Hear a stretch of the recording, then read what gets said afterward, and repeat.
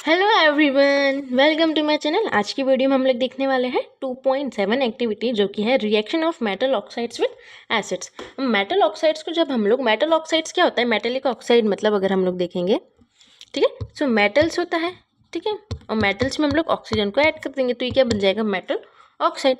ठीक है, metal oxide जो है वो कैसे रिएक्ट करता है एसिड्स के साथ और बेसिस के साथ। अब ये जो है तीसरा है, हम लोग जो तीसरी केमिकल प्रॉपर्टी जो है ये वाली पढ़ेंगे। फर्स्ट वाली हम लोगों ने पढ़ी थी जब हम लोगों को सॉल्ट हाइड्रोजन गैस मिला था, ठीक है, मेटल को एसिड्स और बेसिस के साथ रिएक्ट करवाया, फिर मेटल कार्बोनेट्स और मेटल हाइड्रोजन कार्बोनेट्स को एसिड्स और बेसिस के साथ रिएक्ट करवाया था।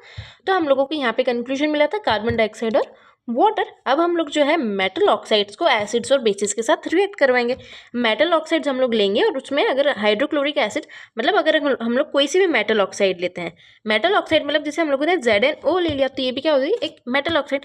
एक Fe2O3 जो होती है ये भी एक मेटल ऑक्साइड होती है, क्योंकि ये जो मेटल है और ये ऑक्सीजन है, ये मेटल है और ये ऑक्सीजन है।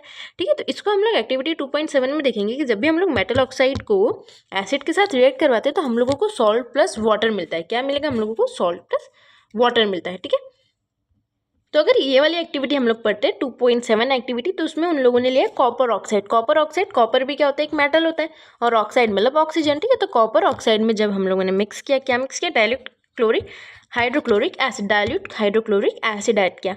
ठीक है, तो इसको स्लोली हमेशा देखो, एक चीज़ एक्सपेरिमेंट्स में याद रखेंगे कि सबसे पहले हम लोग ऐसा नहीं कि इसमें हम लोगों ने एसिड डाल दिया उसके ऊपर से हम लोग डाल रहे हैं तो इसमें क्या लग जाती है, इसमें आग लग जाती है, मतलब एक्सप्लोजन हो सकता है। ठीक है बच्चों, तो आप लोग कभी भी ऐसा नहीं करेंगे। सबसे पहले हम लोग क्या लेंगे, हम लोग एक्टिविटी अगर करते हैं तो जैसे टेस्ट ट्यूब लिया है हम लोगों ने, ठीक है, तो टेस्ट ट्यूब में हम लोग क्या लेंगे, सबसे पहले कि उसके जो कॉपर ऑक्साइड्स है वो डालेंगे। ठीक है, कॉपर ऑक्साइड डालिए, उसके ऊपर हम लोग स्लोली जो है, हमेशा देखना एसिड्स के सामने हमेशा लिखा होता है कि स्लोली ऐड या फिर ड्रॉप ऐड हम लोगों को क्या करना है, HCl करना है। ठीक है, क्योंकि एक्सप्लोजन नहीं होगा।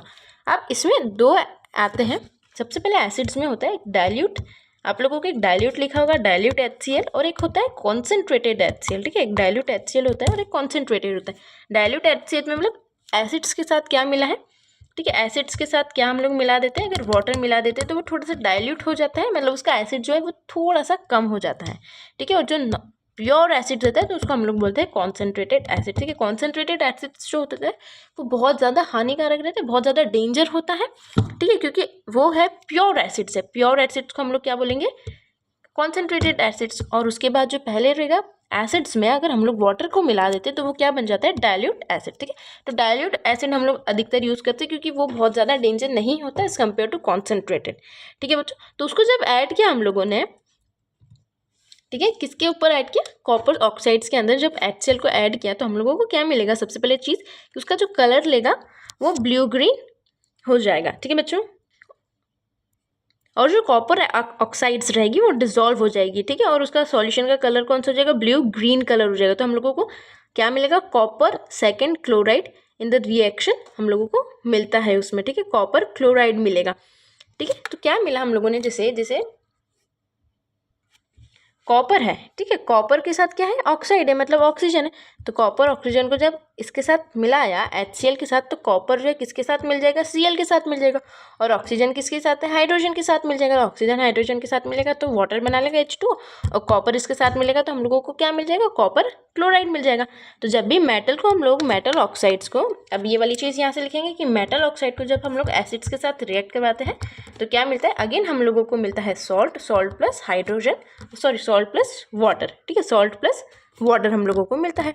वैसे ही अगर हम लोग देखेंगे बेस के साथ, ठीक है, अभी एक चीज़ और आती है कि हम लोग अगर इसको देखेंगे बेस के साथ, है ना, और ये वाली आपको एक्टिविटी, अब देखो मैंने एक तो बता दिया आप लोगों को, सबसे पहले आप लोग ये चीज़ याद रखेंगे कि मैंने एक चीज़ आप लोगों को बता दी है कि जो मेटल है अगर रिएक्ट करता है, ठीक है, मैंने क्या बता दिया कि मेटल है, मेटल ऑक्साइड अगर रिएक्ट कर रहा है एसिड्स के साथ तो आप लोगों को क्या मिल रहा है, सॉल्ट और वाटर मिल रहा है। ठीक है, सॉल्ट और वाटर मिल रहा है। तो ये चीज़ आप लोगों को तो बहुत अच्छे से याद रखनी पड़ेगी। इसके साथ अगर आप लोग नोट्स बनाते हैं, मतलब अगर कि आप लोगों को नोट्स बनाने, 3rd नंबर की जो रिएक्शन है हम लोग देखेंगे, सॉरी 4th नंबर की, एसिड प्लस बेस वाली को मिला के 4th नंबर की है, तो इसके साथ आप लोग नीचे एग्जाम्पल्स भी अपने मन से ट्राई करेंगे। ठीक है, जो एग्जाम्पल बुक में दिए उसके अलावा भी आप लोग एग्जाम्पल्स जो है उसके ट्राई करेंगे, तो आप लोगों को चीज़ें जो है ये बहुत ज़्यादा और अच्छे से क्लियर होने लगेगी। ठीक है बच्चों, अब हम लोग देखते हैं reaction of non metallic oxide with base. अभी देखो एक चीज़ याद रखेंगे, मेटेलिक ऑक्साइड जो है ठीक है। मेटेलिक ऑक्साइड जो है वो किसके साथ रिएक्ट करती है, एसिड्स के साथ, और जो नॉन मेटेलिक ऑक्साइड्स रहती है वो बेसिस के साथ रिएक्ट करती है। ठीक है, मेटेलिक ऑक्साइड एसिड्स के साथ, नॉन मेटेलिक ऑक्साइड बेस के साथ।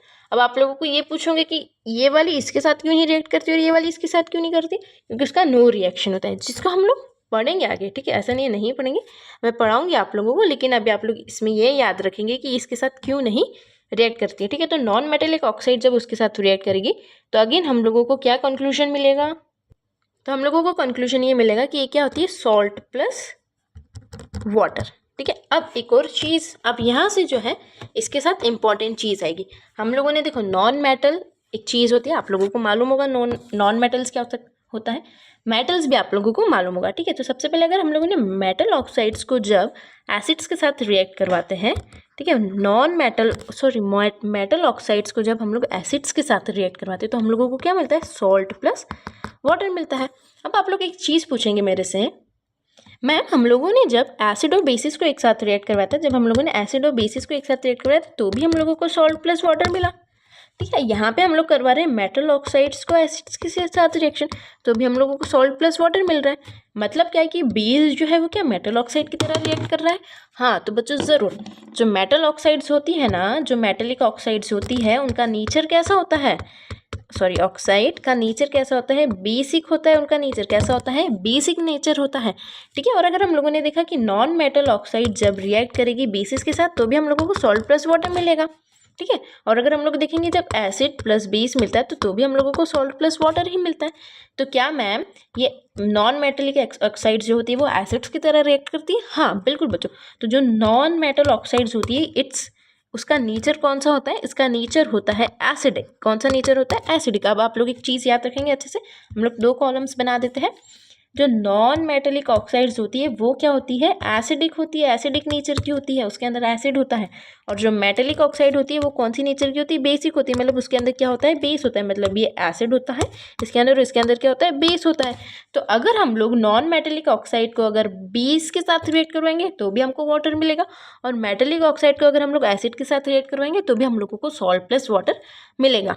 ठीक है बच्चों, इनका नेचर होता है। तो ये याद रखेंगे कि नॉन मेटेलिक ऑक्साइड्स जो रहती है, अब क्या होगा इसमें, नॉन मेटेलिक ऑक्साइड्स को इसलिए मैंने बोला क्योंकि इसका नेचर क्या होता है, ये एसिडिक होता है। तो इसको अगर हम लोग एसिड के साथ रिएक्ट करवाएंगे तो हम लोगों को नो रिएक्शन मिलता है, मतलब ना हमको सॉल्ट मिलेगा और ना हमको वाटर मिलेगा।